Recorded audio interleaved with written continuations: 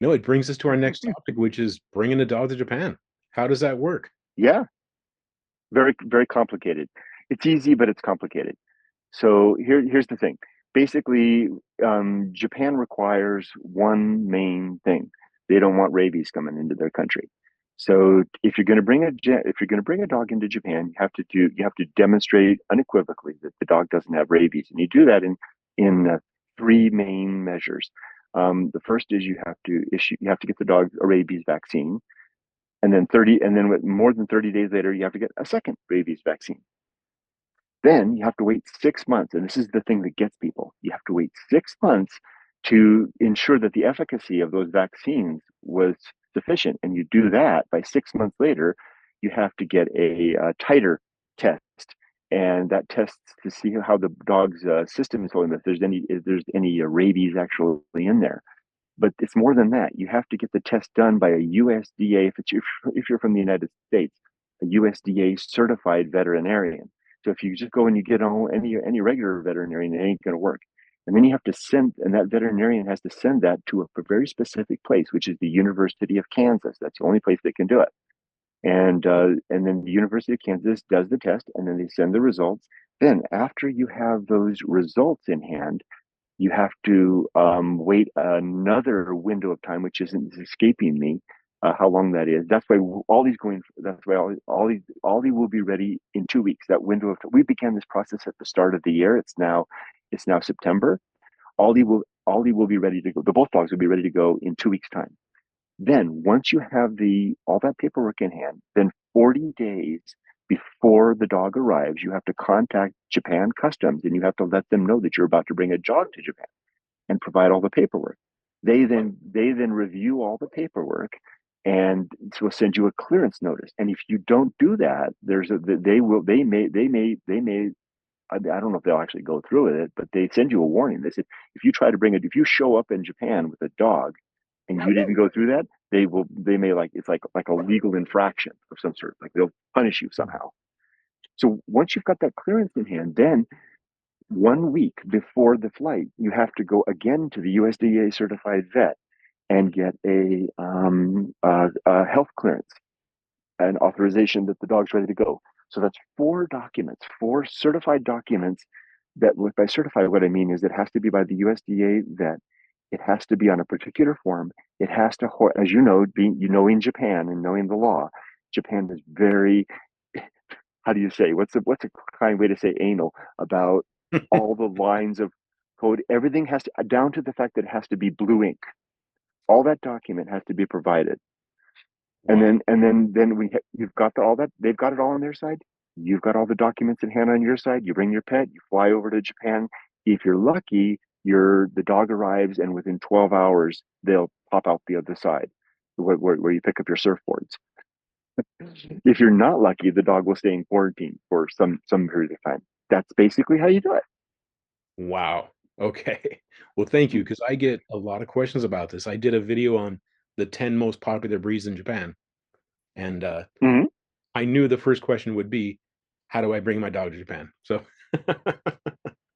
so then, Yeah, uh, it's not easy. So mhm. so just to add to that, just to add, this might help your people have questions. So I elected not because the kind of guy that I am, I'm bad about all that stuff. I just said, to hell with that. Oh, excuse my language. I'm not going to do that. So I hired a company called Starwood Pet Shippers, out of to do all that for me. So I just wrote them a check and they did all this. Mm. Gotcha. No, it's good to know there's a service. Yeah. Yeah, they're really good. And watch out. This is also a really important thing.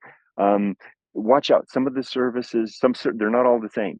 So a lot of the services, especially now that in hindsight that I know everything, some of the services, I would say, I contacted four services when we started this process and to weed them. Even though I'm really bad about paperwork and stuff, I'm very good about vetting. So, and I vetted them all out, and I'm really good about spreadsheets. And I had all the spreadsheet laid out and stuff. And this one was by far the most expensive. But when I realized the reason that they were so expensive, more expensive than the others, was they were telling me the straight deal up front. They were like, this is how much it's going to cost, bottom line. The other agencies weren't telling me all about the hidden fees and the hidden costs. in the end, they all turned out to be the same. I chose Starwood because right from the beginning, they showed me everything. And I'm very pleased. The only thing they didn't tell me about that I wish they had was the fact that when you send when you send the tests to the University of Kansas, that test is another $1,000 just to run that test.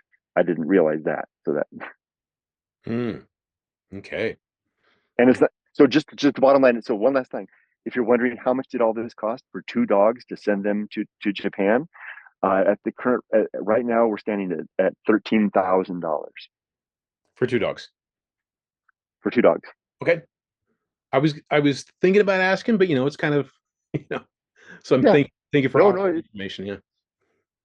and that's going to be normal. All of them, like I said, the spreadsheets, they all the bottom line on all of them was about $13,000. Okay. For 2 dogs. I Okay. mean, for two dogs, yeah, Okay. So 6,500 for a dog, basically. yeah. Okay. And then how do they fly? Do you put them on a carrier? Do they just take a regular airplane, or do you have to go with them, or? So the way Starwood works, I'll refer to them. They are a pretty cool outfit. They have a deal with a Lufthansa, and they actually have a pet center in I think it's in Luxembourg or someplace like that. Mm, anyway, so all the dogs fly into Germany, and then they spend a night in that. It's like kind of like FedEx. All the packages come, and then they spend a day there, and then they get sent out to where they're going. In my case, because with the logistics of Los Angeles and Narita, it just made sense. So for them, they're going to put them on a JAL flight.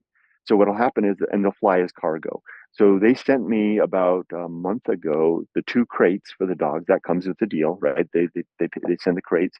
So that I've been acclimating the dogs to the crate. So I got one set up in my tiny home and another set up in the back of the car, and the dogs are familiar with it. And then when the day comes, I will simply drive to LAX, go to a park nearby, take the dogs out for a nice stroll for a pee, or at least Ollie, he's the first one. Let them do their business, and I have some sedative that I got from the vet that I can give to them, so they'll kind of basically go to sleep for the day, and put them in the crate, hand them over, go drive to Los Angeles International Airport, meet. See, here's another nice thing about it. This is really really cool having the service. I don't have to do anything at the airport.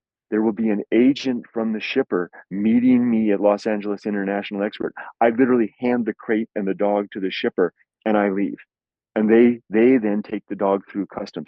Then when the dogs arrive at Narita, there's the agent on the other side of the customs thing that will retrieve the dog, and that's all this person does. So he knows all the customs inspectors, right? That's what he does.